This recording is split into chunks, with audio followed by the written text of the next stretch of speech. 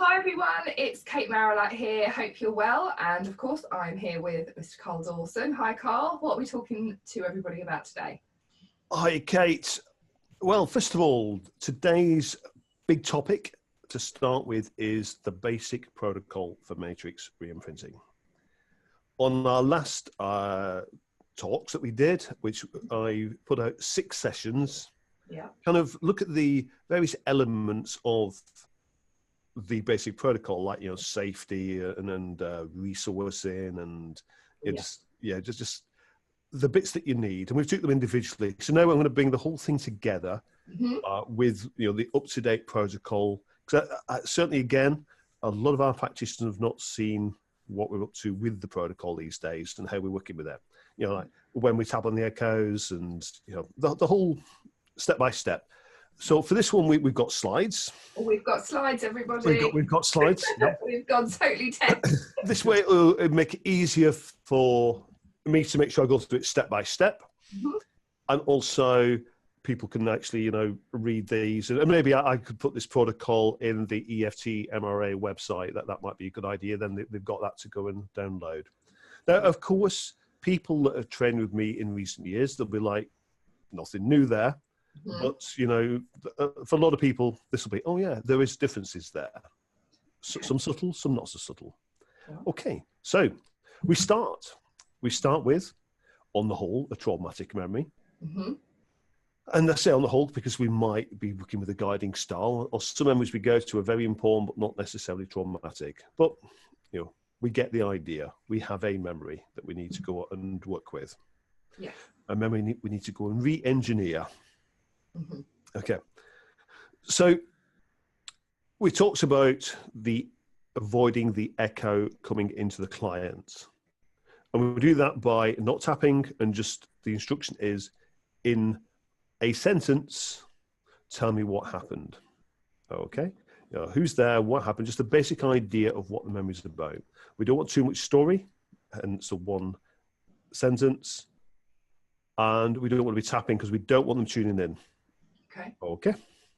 So then we have an idea of what the memory is about. So the next step is the strategy, which we talked about in the other segments. When we go in there, what we're going to do first of all. So we've explained about they'll go into the matrix and how they keep dissociated. Yeah. But also, what we're going to do is, do we put people on hold, on freeze? Do we kind of move them into the background? Do we put a wall protecting us from them? What do we need to do so that as soon as the client goes in, they know what they're doing? They don't want to be figuring out when they're in there. So that's get the strategy, you agree on that, and then we're ready to go into the matrix. Okay, so of course we want to make sure that the client knows they're stepping in to the memory, not into the echo, to make sure they're aware of the difference of the two. Yes. Okay, so they've stepped in, and we want to check, of course, is it okay to tap on our clients? This will be face-to-face. If it's over Skype, they will tap on themselves, and they will tap on the echo as well. Yeah. Okay, so yep, they're absolutely fine to be tapped on. Okay, and I always say on courses, we tend to miss out the spleen point, the under the arm point. Yeah. Just because it's a bit socially awkward and you've got to physically move their arm every time. So face-to-face would miss out that point. But we've checked, are we okay to tap on them? Great. Don't forget also, the tapping is incredibly light. Just like a little butterfly. Really? Now, I can't actually see myself, Kate. Is that... yeah, it's okay. We can see you. You're in a little... okay. Side of the slide. So, yeah, really lightly. Just very, very light and slow. So often, people are either tapping hard, tapping fast, or hard and fast. And it's okay to check in and say, if you feel like something's off, it's okay to say, is that tapping good for you? Like, especially the first few sessions that you have with someone, just tuning into them, like, sometimes people can take ages to do one thing, and sometimes they can be very quick, can't they? So you just want and just finding that way between you. But each client's going to be a little bit different. With a more experienced practitioner, you get the feel of when to interrupt, when to give more help, when to back off and let them do it themselves. But certainly with the tapping, you know, we did find that if you tap in hard and fast, it gets irritating. And don't forget, they're trying to keep up with you. You know, so if you're tapping like this, you know, they're like, oh, what am I doing? So just, 7 or 8 taps, nice and slow. And also make sure that, no, they only need to be tapping on the echo when you are tapping on them. We're maybe just talking to the echo or talking to somebody else in our memory, at which point we will just hold the hand points, tap on them. They don't need to be tapping on the echo's hands. Just going to say, when I'm working online, which is the majority of the work that I do, is when somebody's, you know, they're starting to tap and they're tapping on their echo, I quite often, if it feels appropriate, I say, you know, energetically, I'm tapping on you as well, because it just sort of creates a nice bond between us. And I sort of imagine myself, I'm tapping on them, and I'm you know, I just check that that's okay with them. And I think that works well for me. So that might be something that you might want to. You know what? That works well for you. And I know a lot of practitioners work in slightly different ways with the tapping. Some will tap on themselves. The practitioners over Skype will be tapping on themselves, and they say to the clients, just imagine tapping on the echo. You don't need to tap on yourself. Just find the way. Bottom line is, what you need is that the echo goes from traumatized to de-traumatized. That's the key point, isn't it? That's what the tapping does. And if that's happening, we don't need to worry. Yes. Okay. So we want to see if we can see the younger self. We used to get a big description. We don't need that description. Can you see the self? Yes, we can. We're dissociated. We can see that younger self in there. We've got everything in place now. We're given instructions. Step into the memory. You know, straight away get tapping on that echo, and with the safety strategy in place. Yes. Okay. And make sure that they do not become their echoes. And you'll, of course, 9 times out of 10, you'll see when they become the echoes, because they suddenly get very upset. Yeah. Okay, so next we have that first priority. No matter what's happening, get tapping on the echo. First of all, straight up to them, start tapping as we explained in the other segments. You know, we don't need the setups. Or just a very simple setup, even though you're feeling bad, you're still a good little girl, good little boy, but then tap and talk as you would in a normal person in that situation. We're not remembering things from the past as we do in EFT. Yeah. The echoes in the moment right then. So as you tap in, it's like you're safe, it's okay, I'm here to help you. You know, you can ask what you're feeling and just say, okay, this bad feeling, all in a very fluid, conversational, caring way. Okay, so we've tapped until we get the echo to move through that frozen moment. You'll tend to find, you know, often they'll say, oh, the echo's frozen. It's like, yes, they are. They're literally frozen in that moment. But the tapping kind of allows them to move through that moment. You know, they didn't die. They've moved on. They survived. And that in itself, as we know, with kind of the freeze discharge or just in the procedural memory, moving through that moment, trauma, you know, aided by the tapping that we've done. Yeah, we talked about the dialogue can be done in silence as well. And we can always say to them, if they've finished or they need help, let you, the practitioner, know. But if they're okay, and again, as we've said, clients get better at being clients. Yeah. But, you know, after a few sessions, they do more and more work themselves. But just as long as they know that if they're a bit stuck, if they need help or they finish that segment, let you know. Otherwise, you know, butt out of it and leave them to do the work. As we said, the dialogue, reassuring, simple. CTP is chasing the pain, just very simple. Not all the submodalities of size, shape, color. You know, just like this bad feeling in my tummy is enough. Yeah. So what the feeling, thinking, and just like conversation that you have, as we've already discussed. Yeah. Okay, but you know, keep it nice and simple and focused on what the echo is going through. Yeah. And of course, as it says there, their age as well. And the way you talk to them, you know, a 3-year-old's going to be different to a 5-year-old, to an 8-year-old, to a teenager, to a, you know, somebody that got traumatized a week ago as a grown-up. You know, keep the language relevant. Mm-hmm. Your job as a practitioner is to help facilitate the process, to give them the direction of the protocols, you know, asking questions. And then, of course, you know, we do at times make suggestions to help them. We can say things like, you know, if there's somewhere else we needed to go, where would that be? And we can give suggestions there, but where would your echo like to go? Yeah. If the echo needs to bring somebody in, who would like to bring in? We could bring in, the dog, Jesus, your best friend, a teddy bear. Who would? Yeah. It just allows them to understand what you mean. Yeah. But ultimately, it's their decision what happens there. Yeah. And at times as well, you can get stuck in the matrix. You're in there, and you're not quite sure what to do, how to move forward. Mm-hmm. So, in that situation, there's nothing wrong at all. And I think you covered this in an earlier topic, to come out of the matrix and have a chat. What can we do next? What should we try? We could try this, we could try that. And the whole idea, the whole ethos, it's teamwork between the client and the practitioner, working as a team to help the echo resolve the trauma and change their beliefs. But it's not about the practitioner trying to fix everything. That's the last thing it's about. We're just there to help the process. And hold the space for them to facilitate their own suggestions. Absolutely. I think that's one of the biggest complaints that I do get, and that I hear, in new courses, and then even going forward, with more experienced practitioners, is that the practitioner just butted in too much. They couldn't just stay out of it. And it is hard for, to stay out of it at times, but, that is what you're aiming for. Yeah. Be there when you need it, but don't overdo it. It's not about you, it's about them. Always getting out of the way. Yeah. Okay, so the next step is... Okay, so we've gone in, resolved the trauma, the echo's calm.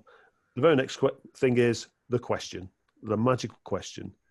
And this, in recent years, I'm not sure how long it goes back now, it's 3, 4, 5 years, but asking this question at this point makes the session so much easier. You know what to do. Yeah. So the question is, what was the belief a decision? And we talked about the difference between a belief and a decision. Decisions tend to be unique to that memory, like mum doesn't love me, and the belief would be I'm unlovable. Okay. So once we know what that is, we know what we need to change. So then, our full attention is, how do we create a new memory, meaning the exact opposite of whatever the belief was? Simple as that. Yeah, that's your kind of compass, really, for what to do, because the matrix, the subconscious, especially with people maybe who've got a lot of stuff they want to resolve, other things start coming in, and actually it gives you both a kind of grounding point of like, okay, let's go back to this, how have we changed this, and you've got a specific outcome for the end of the session as well, which is, especially those first few sessions, you want to be holding the space for that to happen, so they leave feeling like, I've really changed that point has changed. Exactly. Yeah. And even, well, we've taken the echo scale up to a +10. The +10 is this really means that new belief. That's a big part of it. So then next we're looking at what we need to do to change that belief decision, and ultimately what resources that we need. Anybody that's done Matrix for a little while will realize that at times things can just happen almost on their own, magically, quickly, and they get resolution, before you've done anything. It's like, oh yeah, the echo feels loved now. Oh, the echo feels understood now. The echo feels safe now. Like you say, things just happen. They take on a life of their own, don't they? Yeah. There's one guy recently, and this is a good point as well, that when he first went in there, his echo was, he said it was frozen, and he tapped, and he struggled. He came out, and we're just talking. I was helping him. These were new people on a course. And as we're talking about what we can do when he goes back in, he says, I'm just looking at the memory now. And as we're talking, it's already changing. And it's changed further. And he said, in fact, it's already become a really positive memory. And the reason why is because we've done enough tapping on the echo to allow the echo to move through that frozen moment. And having done so, it just then took on a life of its own and became a positive memory. Now, was it the exact opposite of his belief? I can't remember. But, the point is, we'd go back in and make sure that the final outcome is the opposite of the negative belief. But, that's why the tapping is so important. As the first thing that you do, tap. Because once you've tapped, nothing can happen until you tap. But once you've tapped, anything can happen. Okay. When you're talking about resourcing, these are some of the things people can use to help them through those points if they get stuck, right? Absolutely, yeah. So something that, again, we mentioned in previous segments was resourcing the resource, as in resourcing the client, that when they go in, they're in a great space with all the skills, all the knowledge that they need. You know, you don't want the client go into the echo like, I'm here to help you, and upset and crying and, you know, useless basically. So we resource the resourcer. That's a little TEDism. Yeah, but now we're talking about actually when we're in the matrix, to resource the echo and all the things we can potentially do to bring that memory up to a good +10 on the echo scale. These are the things we can look at. So I talked a lot in the recent years about, I think we got a little bit lazy with tapping, that we thought we'd just tap a little bit at the beginning, get the echo through that trauma, tapping finished. But often no, there might be, you know, when we come to look at the echo and how positive is the memory now, and the echo might say +3. It's like, well, why? You're still feeling some bad emotion? Yeah, I'm still a bit angry with Dad. Okay, let's do some tapping. It's a +4, it's a +5. I'm feeling a bit guilty because of what happened, bit of tapping. Yeah. So, you know, tapping is not just at the beginning to take them through the trauma, it's at any time. So that could be one of the resources, allowing that change in what happens. So this is essential, especially in the small T traumas, where typically they froze at that moment, they made a belief decision, and that's the moment we go with small T. We'll cover this as separately as a segment about going to different parts of the memory and why we do that, just as a recap for a lot of people. But yeah, just allowing that completion in a positive way. That's what we mean by changing what happened. Invite somebody else. I used an example of myself on the courses doing homework with my little princess Megan, my daughter. You know, way back before I understood this stuff, where I'd be shouting at her, you know, come on, hurry up, stop being silly, put her into fight and flight, which of course makes it even harder for her to focus and concentrate. So I get more and more cross, and ultimately she freezes and makes a belief decision in that moment. I must be stupid. You know, Dad can't be wrong. You know, there's something wrong with me. I must be stupid, or other, you know, I can't do it. I'm not, you know, whatever. So in that moment, we'd go in, tap on Megan. Megan, her conscious would, you know, also tap on me. Would find out the belief decision, and if it's like stupid, then by explaining to me, the father, and say, look, because of what you did, you know, I just couldn't focus. You made me really scared. I realised I was being a bit of an idiot. So now I help Megan. It's like, okay, you know, you're doing really well. You're a clever girl. So then it allows that memory to complete where she does the homework really well. Okay. And then I'm like, oh, you're such a clever girl. So that's the creative completion. That's the, you know, tapping at the moment of freeze where they made the decision. You go in, you tap on, you know, the echo, you tap on the other people that are relevant, but then that allows that completion in a completely opposite way, which, you know, what you're looking for is to create the opposite belief. Yeah. And again, that's your direction as a practitioner, to help them to achieve that. Okay. You know, they need to know that's what they're hoping to achieve, you know. Or you thought you were stupid, let's create clever. Or you thought it was dangerous, let's make it safe. Yeah. Yeah, got it. So that's good.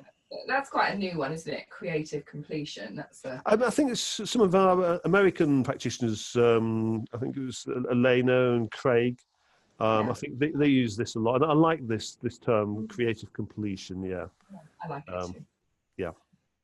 All right. So, and I think that's ultimately, you know, with all our traumatic memories, I think that's why we keep going at them over and over again. Why we attract, why we create, why we look for proof. We've got these memories stuck in that moment. We're trying to complete them, and that's why, you know, we don't avoid the problem, you know, the belief. We go at it and at it, don't we? Yeah. And that's what we're doing. We're allowing this completion, so that, you know, subconscious, it's like, yep, now it is all and finished with. We don't have to keep doing it anymore. Yeah, it's not like a loose thread that we just keep tugging at. It's like, no, it's sewn up now, and it's doing its thing, and we don't even think about it. It's done. Yeah, exactly. Okay. Although, of course, we might have to go to quite a few memories to complete quite a few different memories to tie it all up, for sure. to fully resolve the problem. Yeah. Okay.